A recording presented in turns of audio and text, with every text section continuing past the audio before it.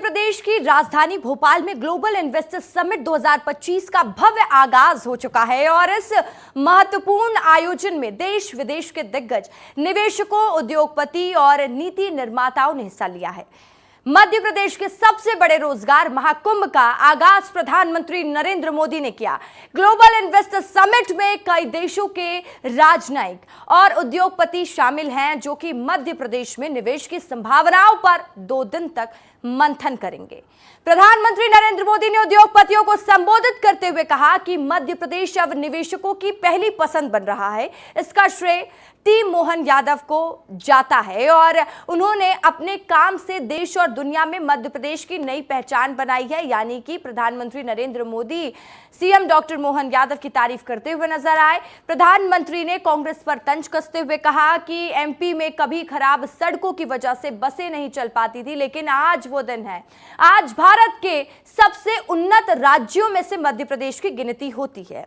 बीते 2 दशकों में मध्य प्रदेश ने परिवर्तन का एक नया दौर देखा है। पहले यहां पर बिजली नहीं थी, पानी की दिक्कत होती थी और जिसे उद्योगपति यहां पर निवेश करने से कतराते थे, लेकिन आज यहां पर चाहे कानून व्यवस्था की बात हो जाए या फिर बिजली, पानी या फिर कोई भी सुविधा की बात हो जाए, मध्य प्रदेश सब में नंबर 1 है।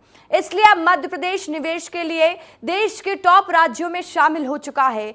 देश में इलेक्ट्रिक वाहन के क्षेत्र में क्रांति लाने वाले अग्रणी राज्यों में मध्य प्रदेश शामिल है।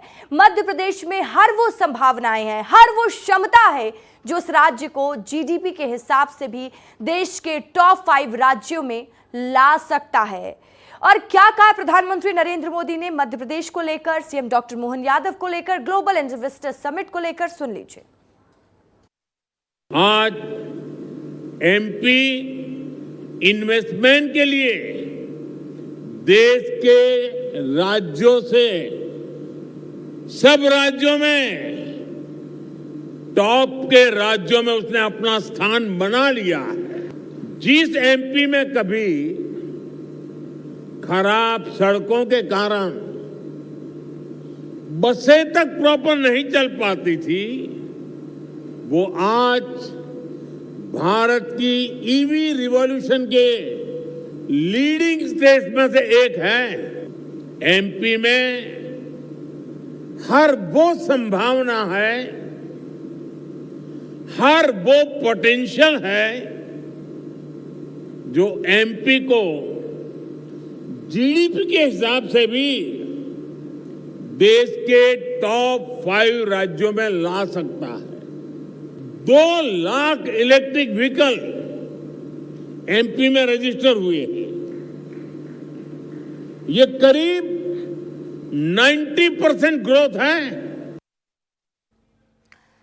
तो देखिए, मध्य प्रदेश विकास की नई गाथा लिखने के लिए तैयार है। वहीं ग्लोबल इन्वेस्टर समिट के जरिए कई बड़े उद्योगपति प्रदेश में इन्वेस्ट करेंगे और 2 दिन तक चलने वाली इस ग्लोबल इन्वेस्टर समिट में कई क्षेत्रों पर फोकस किया गया है और इसके लिए अलग अलग क्षेत्रों के उद्योगपति, निवेशक और सरकारी अधिकारियों के बीच में चर्चा हुई है।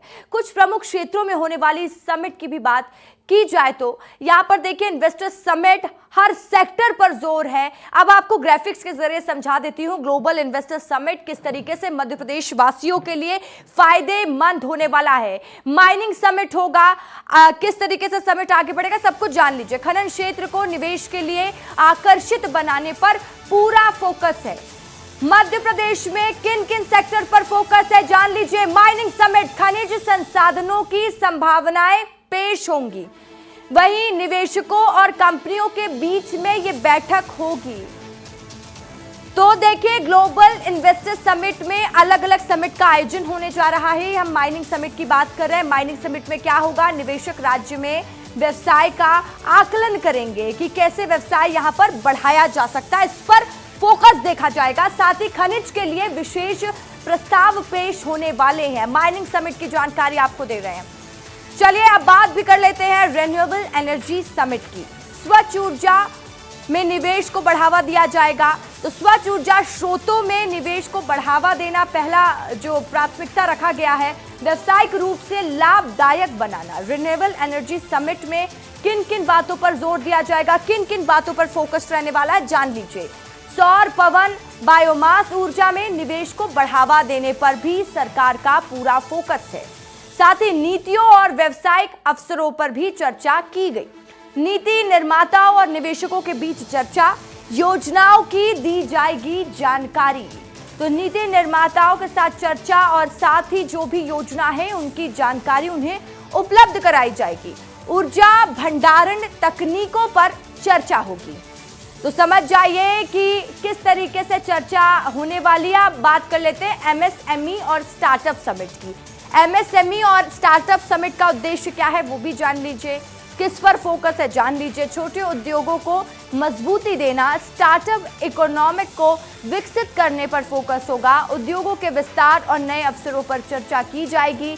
निवेशकों और स्टार्टअप के बीच में सीधा संवाद होगा। स्टार्टअप के लिए निवेश योजनाओं की प्रस्तुति होगी।